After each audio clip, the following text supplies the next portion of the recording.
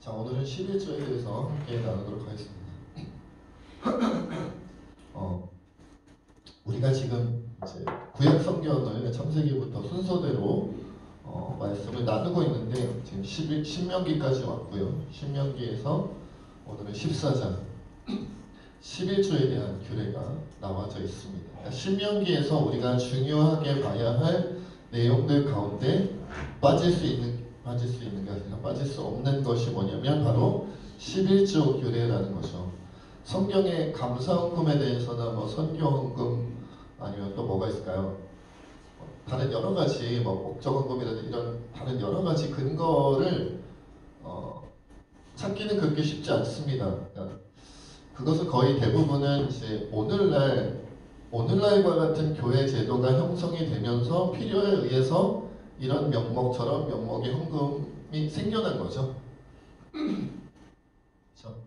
그리고 이제 가장 잘못된 것 중에 잘못됐다고 표현하면 좀 죄송합니다만, 그러니까 원래 의도에서 조금 색깔이 많이 변한 것이 1000번째 헌금 같은 거 아시죠? 1000번째는 1000번 동안 나눠서 드린 예물이 아니라 뭐예요?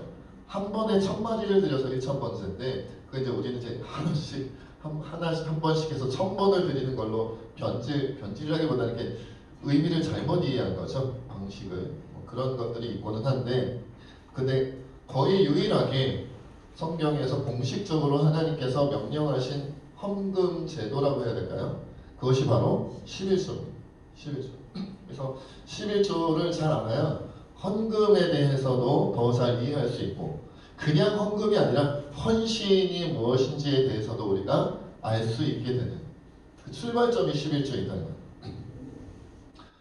근데 그렇다면 여러분들 이미 알고 있는 내용이지만 복습한다는 생각에서 짚어볼게요.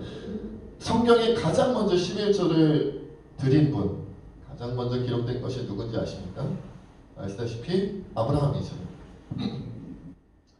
우리 아브라함이 엘라만이었던 그돌라오멜이 여러 왕들과 동맹을 해서 소돔과 고모라 땅을 침략해서 재물도 빼앗고 사람들도 포로로 잡아갔는데, 그 포로들 중에 누가 있었냐면 아브라함의 조카였던 롯도 있었어요. 그래서 아브라함이 318명의 사병들을 모아가지고 가서 이제 싸우죠. 엘라만과 또 그 동맹한 왕들과 싸워서 승리해서 롯도 구출하고 빼앗긴 재물도 다 되찾아왔습니다. 근데 승전해가지고 돌아오는 길에 하나님의 제사장이라고 기록되어져 있는 멜기세덱이라는 분을 만나죠. 그래서 그에게 11조를 드리면서 하나님께 감사를 드렸다. 그러니까 하나님께 감사하기 위해서 하나님의 제사장인 멜기세덱에게 11조를 드린 것이 성경에 기록되어져 있는 최초의 11조예요. 최초의 11조. 그러니까 11조는 왜 드렸어요? 하나님께 감사해서 드렸다는 거예요. 하나님께 감사. 승리를 주신 하나님께 감사. 그것이 성경에 기록된 최초의 11조예요. 그리고 또 한 번의 11조가 창세기에 나오죠. 에서를 피해서 팥죽과 그리고 이렇게 아버지를 속여서 장자의 축복을 다 받았던 야곱이 들통이 나자 형 에서를 피해서, 형 에서가 자기를 죽일지도 모른다 생각해서 도망가다가 11조 서원을 하죠. 하란으로 도망가는 길에 11조 서원을 하죠. 돌베개 베고 기억하시잖아요. 그렇죠? 그냥 지나가던 길에 돌베개를 베고 잠들었는데 거기에 무슨 환상을 보게 돼요? 사닥다리가 하늘에까지 닿아 있고 천사가 오르락 내리락 하는 것을 보고, 나는 그냥 길거리에 누운 줄 알았더니, 그냥 돌베개 베고 그냥 척박한 누운 줄 알았더니 여기가 하나님의 천사들이 오르락 내리락 하는 하나님과 교통하는 것이구나 깜짝 놀라서 거기서 하나님께 소원을 합니다. 하나님, 나를 지켜주시고 지금 가는 길도 지켜주시고 나중에 고향 땅으로 돌아올 때도 무사히 지켜주시고 보호해 주시면 제가 쌓은 이 돌베개를 가지고 이제 돌기리고 싸우잖아요. 여기가 하나님의 집이 될 것이며, 베델이죠. 그리고 내가 하나님께 11조를 드리겠습니다라고 서원을 합니다. 그게 이제 창세기에 나온 두 번째. 그렇다면 야곱이 드린 11조도 의미가 뭐예요? 감사죠. 나를 무사히 가고 오는 길을 지켜주시고 보호해주시고 구원해주시면 그 감사의 의미로 11조 드리겠습니다. 이거거든요.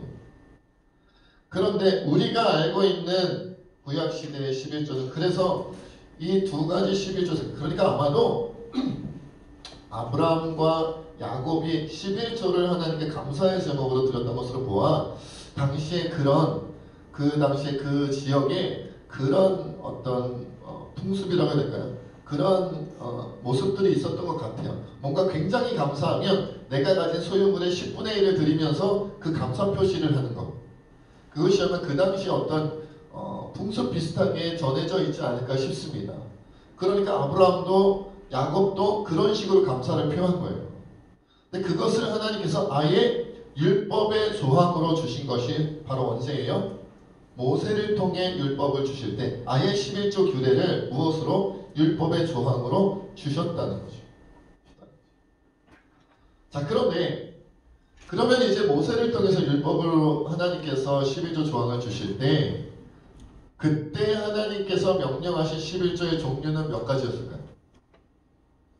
11조가 하나지. 11조도 종류가 있습니까? 있습니다. 11조 종류가 있어요.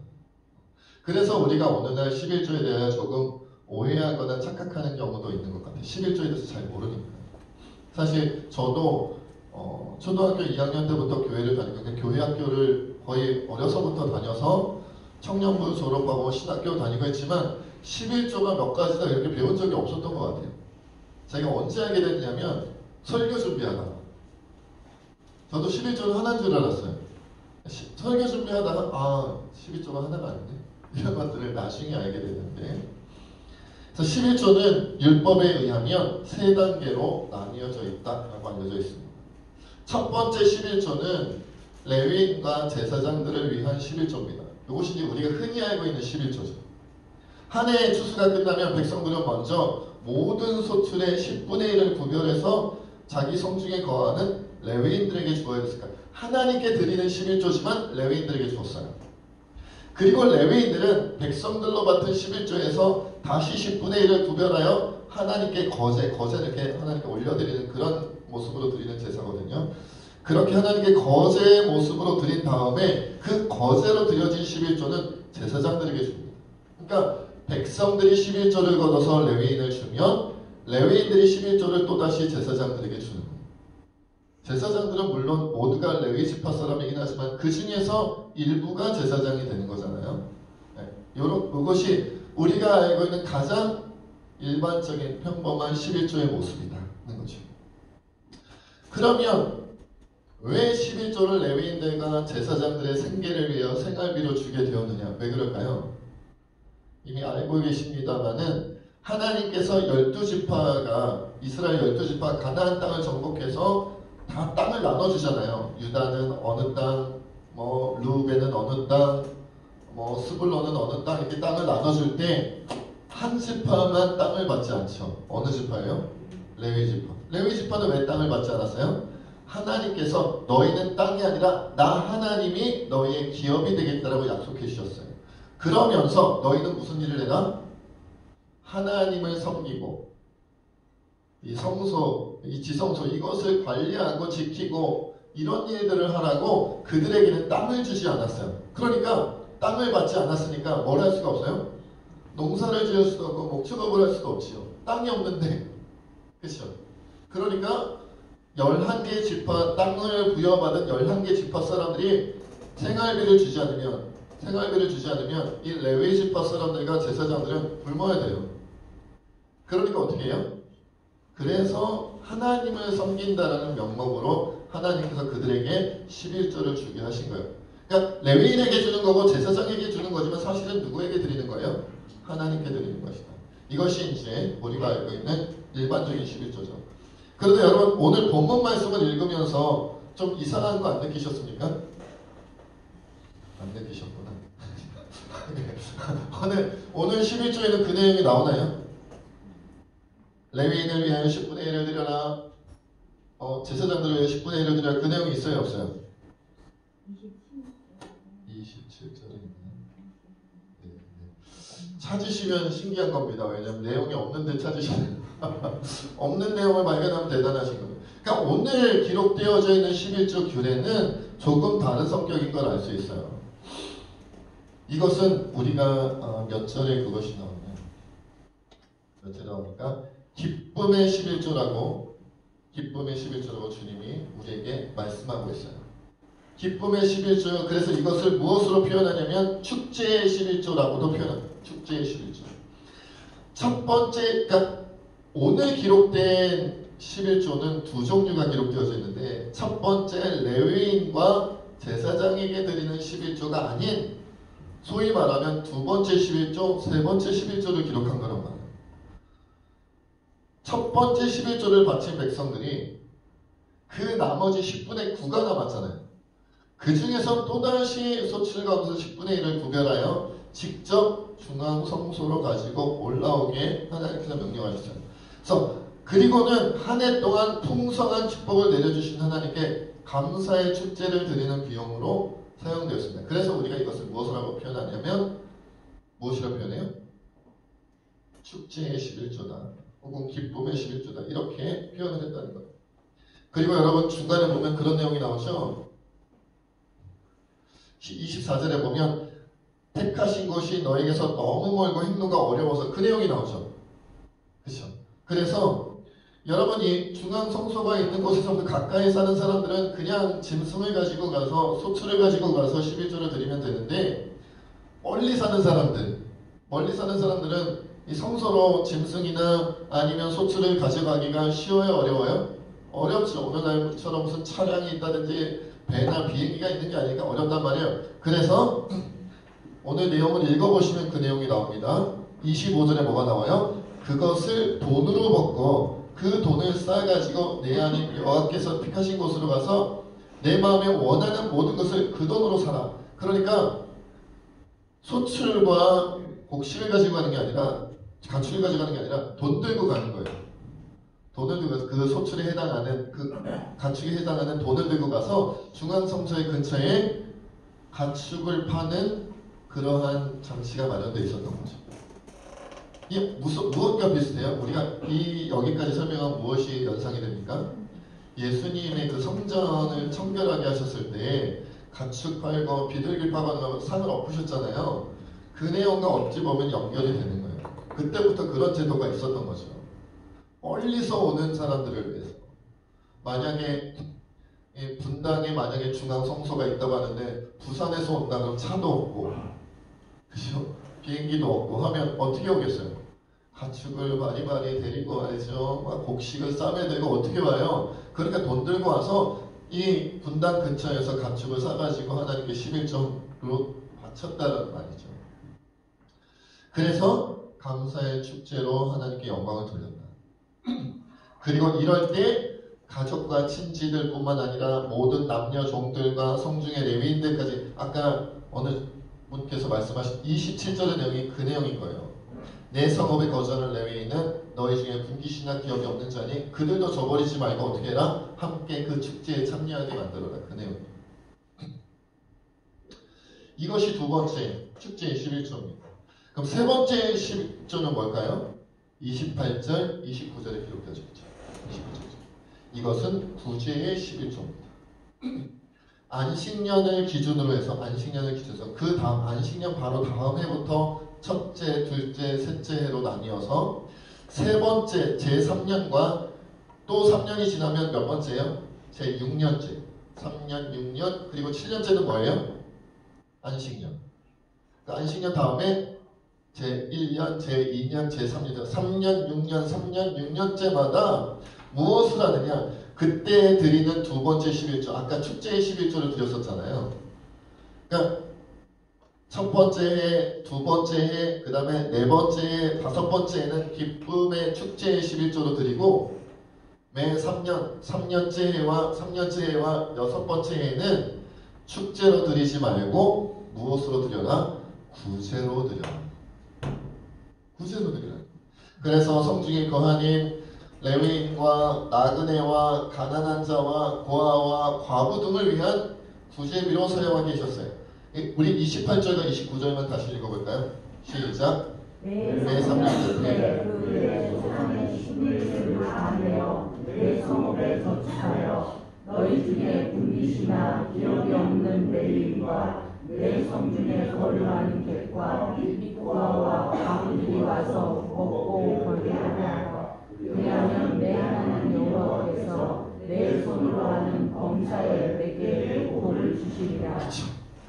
내 성읍에 저축하여서 분깃이나 기업이 없는 레위인 그리고 성중에 거류하는 객, 고아, 과부들이 먹고 마시고 배부를 수 있도록 구제로 쓰는 11조였다는 3년과 6년. 그리고 심지어는 여러분 이때 백성들은 내가 구제의 11조를 율법에 근거한 대로 조금 더 어긋남이 없이 하나님께 바쳤다라는 그런 맹세도 하나님께 드려야만 했었어요. 신명기 26장 한번 찾아볼까요? 멀지 않으면 신명기 26장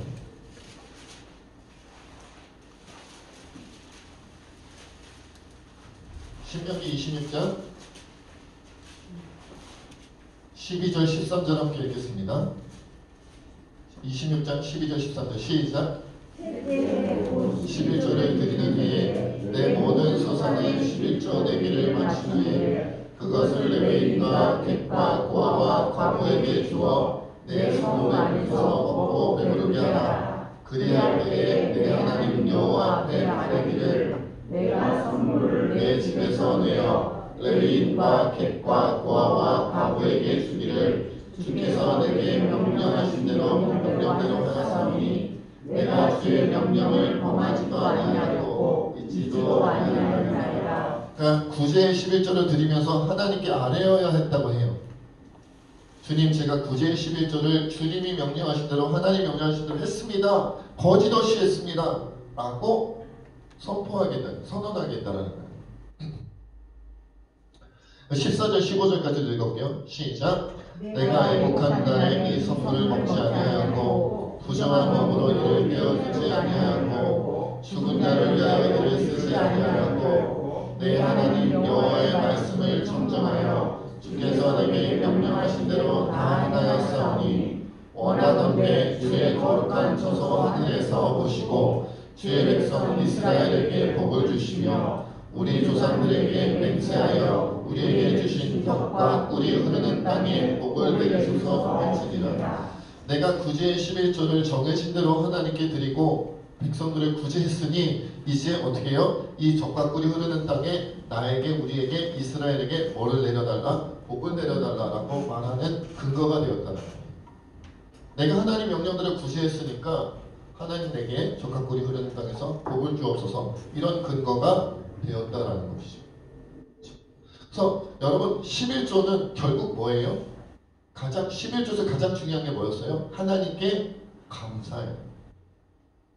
하나님께 감사. 내게 이 풍성한 소출과 먹고 살 수 있는 상황을, 환경을 허락해 주신 것에 대한 감사. 그리고 두 번째는 뭐겠어요? 그 감사를 하면서 모든 백성들이 모여 무엇을 하는 거예요? 하나님 안에서 축제를 벌이는 것이요. 교제죠, 교제. 그리고 뭐예요? 구제다. 구제.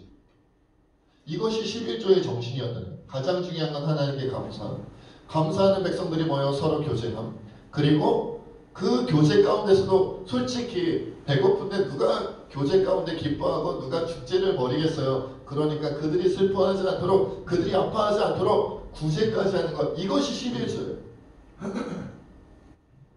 어찌 보면 우리가 어느 날 무슨 헌금 많이 쪼개놨지만 사실 무엇 안에 다 통합되어져 있는 것과 비슷한 거예요. 11조 안에 그 의미가 사실은 많이 들어가 있다라는 거예요.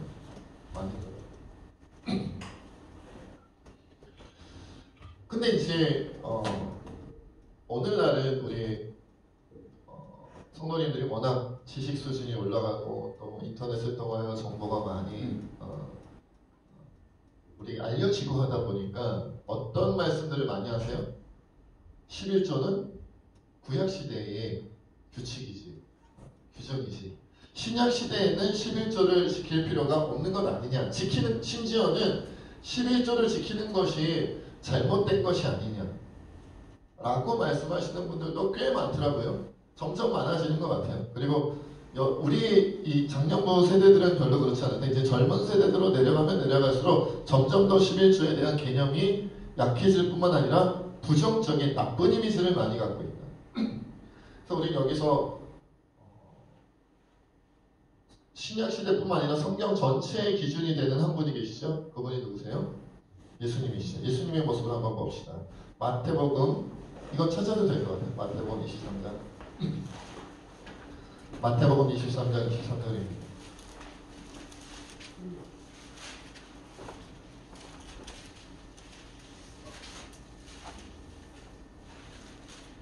마태복음 23장 23절입니다.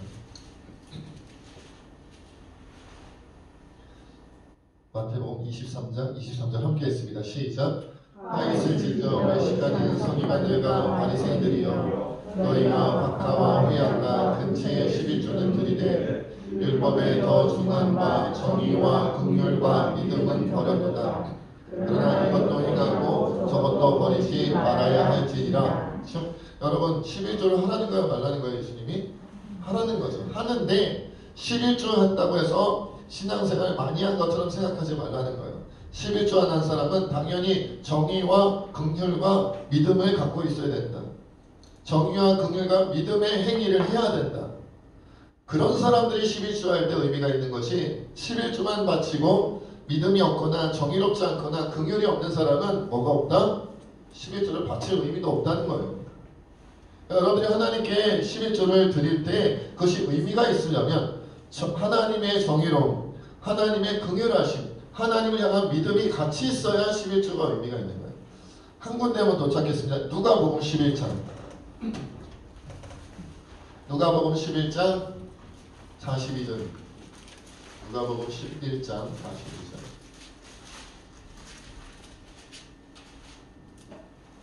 함께 읽습니다. 누가복음 11장 42절입니다. 42절. 11장 42절. 함께 읽습니다. 시작. 나 있을진저 너희 바리새인이여 너희가 박하와 언약과 모든 채소의 11조는 들이되 공의와 하나님께 대한 사랑은 버리는도다. 그러나 이것도 행하고 저것도 버리지 말아야 할지니라. 역시 예수님께서 뭐라고 말씀하세요? 11조는 드려라. 드리는데 공의와 하나님께 대한 사랑을 버리면 안 된다는 거죠. 그러니까 오늘날 우리가 예전에 비하여 여러가지 물질적으로 조금은 풍요로운 시대를 살다 보니까 어떤 생각들을 많이 하시냐면 저를 비롯해서 많은 그리스도인들이 모든 것을 뭐로 해결해요? 돈으로 해결하려는 경우가 너무 많아요. 난 11조 했다, 뭐 감사헌금 했다, 성경헌금 했다, 구제헌금 했다. 돈으로 다 때우는 거예요. 선교, 성경헌금 했다. 전도헌금 했다. 뭐가 안 나가요? 몸이 안 나가고 마음이 안 나가는 거예요. 마음은 없어요. 몸이 움직이지도 않아요. 다 돈으로 때워요. 그러니까 여러분 우리 교회하고는 크게 상관이 없기는 합니다만은 우리가 서울 강남로에 있잖아요. 서울 강남로에서 우리랑 비슷하거나 우리보다 조금 더 규모가 있는 교회 목사님들하고 가끔 얘기하다 보면 제가 깜짝깜짝 놀랄 때가 있어요. 어떤 것 때문에? 교회 재산이 생각보다 많은 교회들이 많더라고요. 그쵸? 저는 규모가 우리 교회랑 비슷하든지 조금 더 크든지 해서 크게 차이가 안 날 줄 알았는데 막 몇십억, 몇백억씩 갖고 깜짝 헐 어떻게 그럴 수가 있었을까 싶기도 해요. 어떻게 그랬을까? 물론 다 의미가 다르겠죠. 다 이렇게 모으게 되고 있게 되는 의미가 다 다르겠지만 한편으로는 그런 생각도 들었어요. 정말 하나님께서 원하시는 것에 그 아름답게 사용되어졌으면 어땠을까? 그럼에도 불구하고 그렇게 모았다 그러면 정말 어마어마한 거고요. 그럼에도 불구하고 하나님의 공의와 하나님의 사랑 그리고 하나님의 정의로 하나님의 긍휼하심 이런 곳에 정말 구제를 위하여 선교를 위하여 필요한 곳에 사용되어졌다면 그런데도 저렇게 재산이 많다 그러면 그건 뭐 하나님께서 막 부어주신 것이죠. 물질을 막 부어주신 거예요. 그렇게 우리는 11조를 드리느냐 마느냐가 아니라 11조를 드리는 우리의 마음이 어때야 되느냐, 우리가 어떤 신앙의 자세를 가져야 되느냐, 여기에 더 사실은 관심을 가져야 된다는 거죠. 그래서 여러분 정말 마지막으로 한 군데만 더 찾아볼게요. 말라기서입니다. 말라기 3장입니다. 말라기 3장. 보통 11조에 대해서 얘기할 때 가장 우리가 자주 찾는 말씀이죠. 말라기 3장.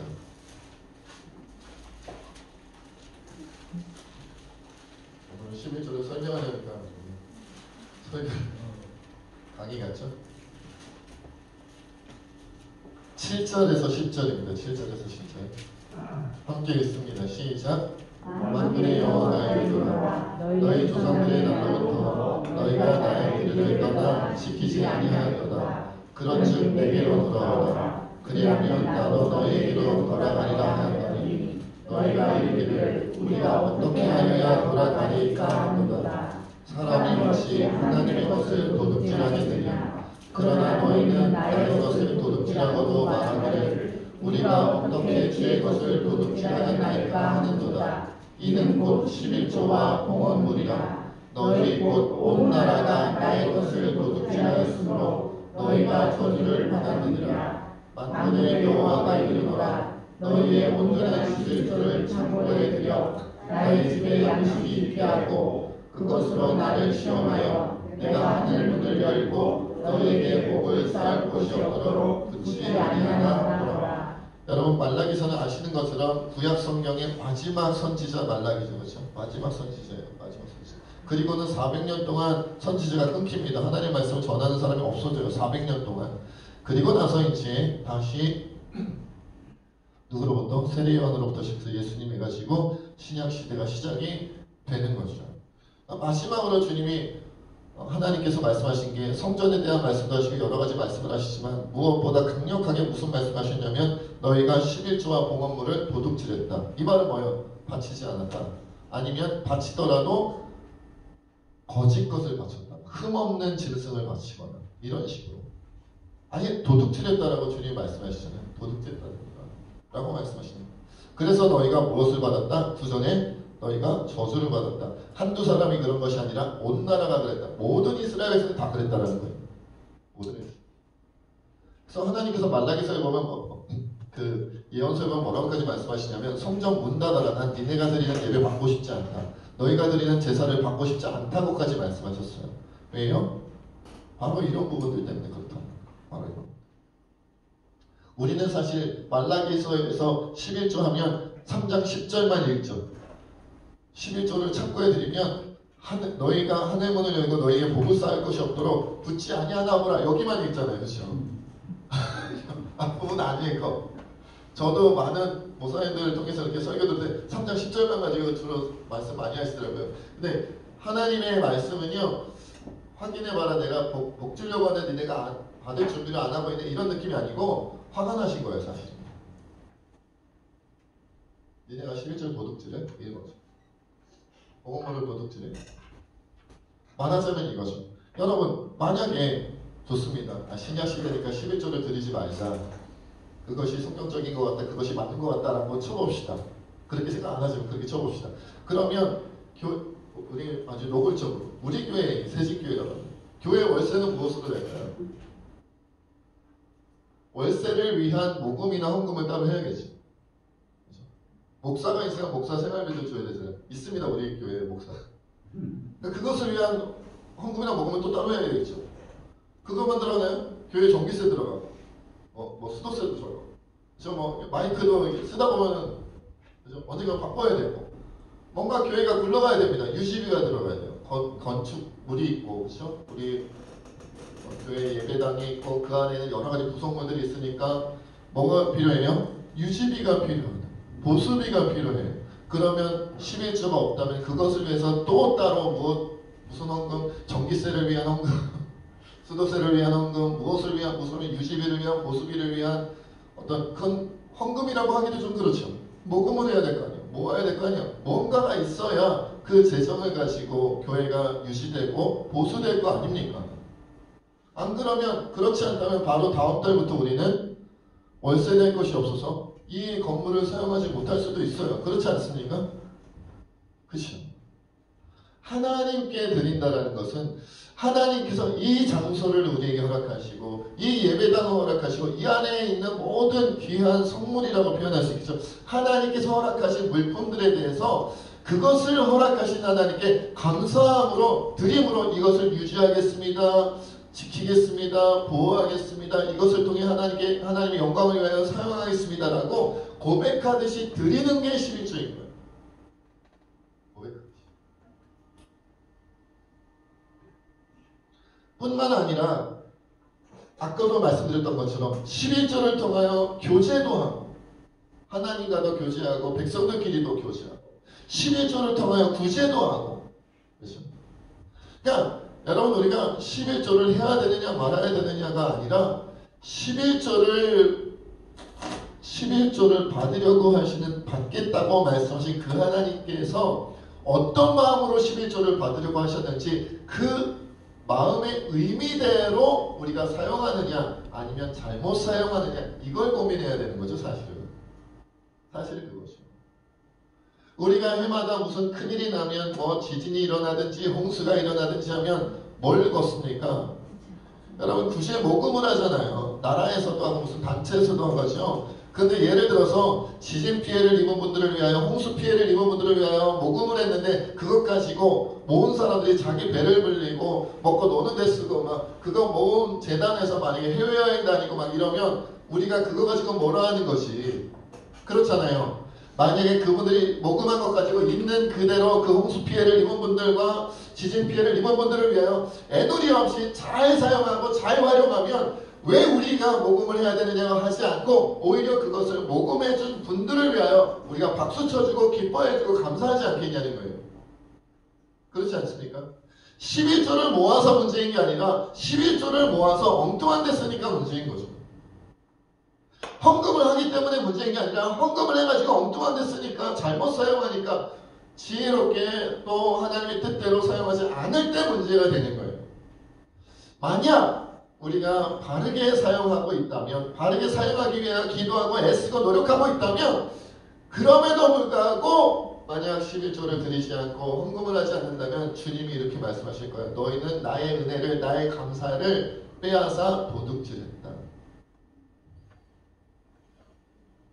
선택권은 우리에게 있는 게 아니었다는 거예요. 처음부터. 드릴까 말까 인간들끼리 모여가지고 상의할 게 아니라 말씀을 통해 하나님의 뜻을 무엇으로 해야 된다?